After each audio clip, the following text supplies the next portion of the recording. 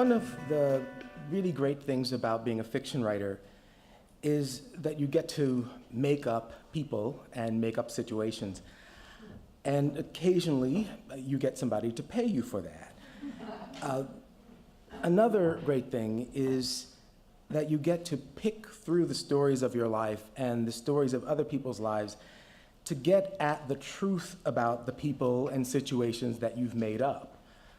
The events of real life are great starting points and middle points and sometimes ending points for writers to use in getting at the truth about imaginary people. I really love those moments when some striking event or some unique person presents themselves to me and demands to be turned into a telling detail in my work. Sometimes it's in a conversation with a friend, or sometimes it's reading an article in the newspaper, or something I overhear while I'm listening in on the next table at the restaurant. You know, it can happen in a million different ways. And to me, it's a really exciting thing because it makes writing seem like hunting for buried treasure. You know, something strikes your eye or your ear, and then a grand adventure is launched. Whatever you find is yours, and how you use it is entirely up to you. The question, though, is always why. You know, why should a writer pick a particular true story or detail to use in their work? If you're paying attention, then you're going to encounter strange and interesting things all the time. So what makes one great real-life detail make a story come alive when another great real-life detail might stop the narrative dead in its tracks? It isn't enough that what you draw from real life is odd or funny or tragic. The thing that we writers have to focus on is whether or not a particular bit of real life creates a moment or illustrates a trait that feels authentic to the character and feels true to the circumstance that we've written. In my first novel, I used a story that I remembered from my childhood as a way to acquaint the reader with a secondary character. I chose that story because I felt it was a good way to tell the reader a number of things about this character in relatively few words. And you know, because I like to tell stories, I'll tell you what the story is.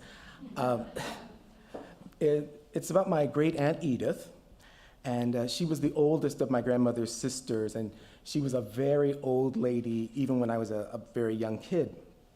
And Aunt Edith and her husband were both very good-natured and kind people, and they were married for well over 50 years, and quite happily, as far as I know. And Aunt Edith's husband died one night while he was kneeling next to the bed saying his prayers.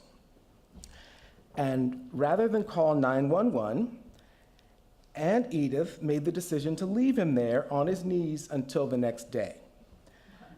And the following morning, Aunt Edith called her daughter, and she says, well, you know, your daddy died last night. And her daughter was very upset, of course, and she asked her mother, you know, is he at Stewart's? Stewart's is a funeral home that my family always used. And my family, being Baptist, were very, very excited about funerals, and they had very high standards. And we always used Stewart's because Stewart's Funeral Home had a reputation for making the deceased look like they were really happy to be dead. So anyway, Aunt Edith tells her daughter, no, he's not at Stewart's, he's still here. And her daughter says, what do you mean he's still there? And she says, well, he's here beside the bed. And her daughter says, well, why? You know, she got even more upset, and she wanted to know, you know, why Aunt Edith hadn't called her or called someone to help her deal with all the things that had to be dealt with. And Aunt Edith said to her, well, if I called you, everybody would have come over. You and the pastor and all the grandkids would be running around. I figured your daddy would be just as dead if I left him till the next day and got a good night's sleep. Well, so I loved that story when I was a kid. I loved it at first because it said so much about my Aunt Edith, who was one of the more odd people in a collection of pretty peculiar family members. And I still love that story now, mostly because it has meant so many different things to me over the years. When I was very young, I thought of it as a horror story. I was terrified by the notion that someone could just sleep next to a dead body. And later, I thought of it as a story about aging and the way that some older people are able to accept the inevitability of death with such ease that it loses the drama that younger people invest in it. And then later, I saw it as a story about marriage and the way that the passage of time makes us sometimes so completely comfortable with the changes in another person's body. It could be reading glasses or love handles or surgical scars or whatever. We're so comfortable sometimes that we can even accept that final change. We get to the point where we get such comfort from the nearness of that person that no matter what their physical state is, we're just happy to have them there. And, at different times, I've imagined all of those motives for Aunt Edith's behavior. But the interpretations I gave that story all assumed a basic level of decency on the part of the protagonist. Because I knew that my Aunt Edith was a decent person. When I became a writer, I looked at that story and many other favorite stories from my life, and I looked at them through a different lens. Viewing that story as a writer instead of as a devoted nephew, I asked myself, would someone who is not my Aunt Edith do the same thing she did? And why would they do it? If I took away the assumption of that character's decency, then she could leave that body beside the bed for a number of reasons. A character might leave her dead husband there overnight because she was so accustomed to ignoring him that she didn't notice he was dead.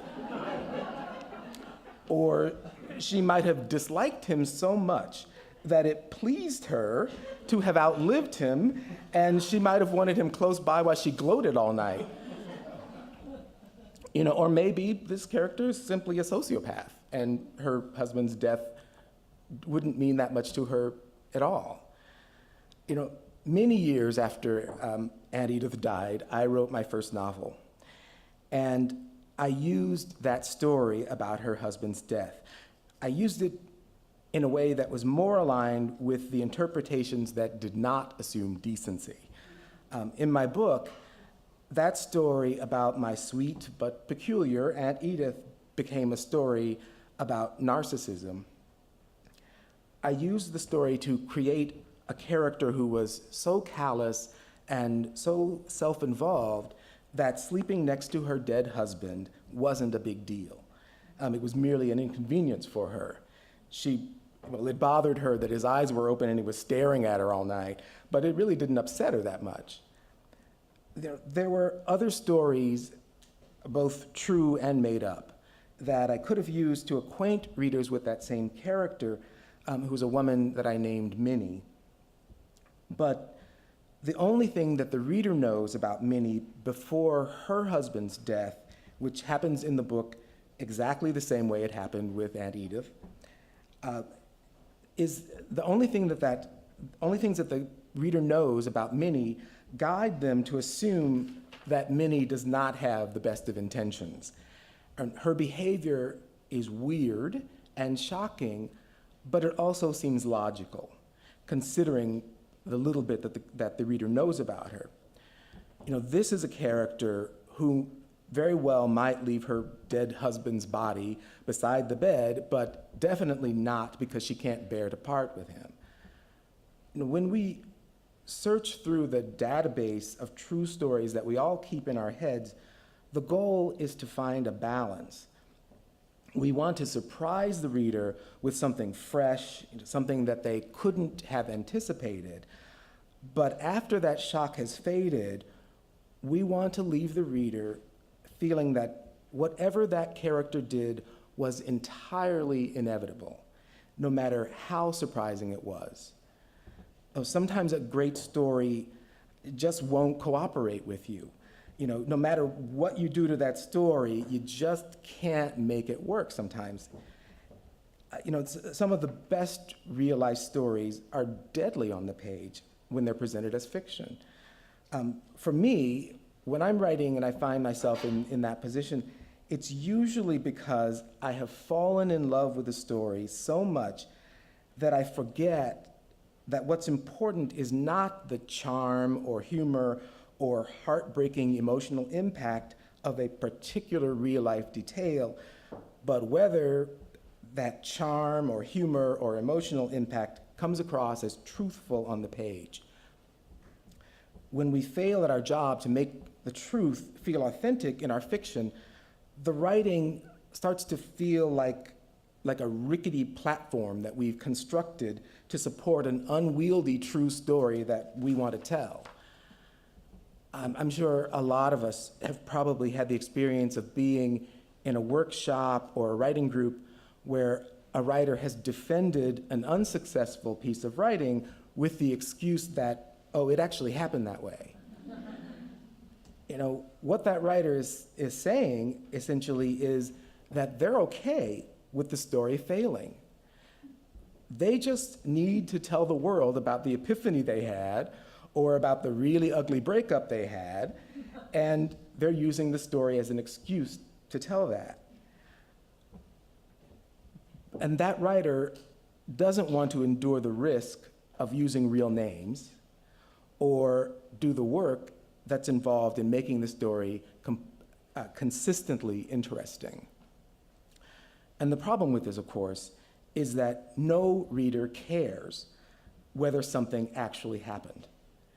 If it isn't authentic to the story, they don't want to read it. And if it doesn't feel true, the fact that it is true is completely inconsequential. The purpose of writing real life into fiction is to add another level of realism to the characters, to the dialogue, or to the plot. It's not so you can defend yourself from criticism by saying, oh yeah, it really happened that way.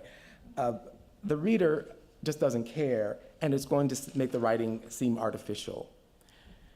What we want is for the real life elements that we incorporate into our work to make the reader think both, I can't believe that happened, and of course, it couldn't have happened any other way. Thank you.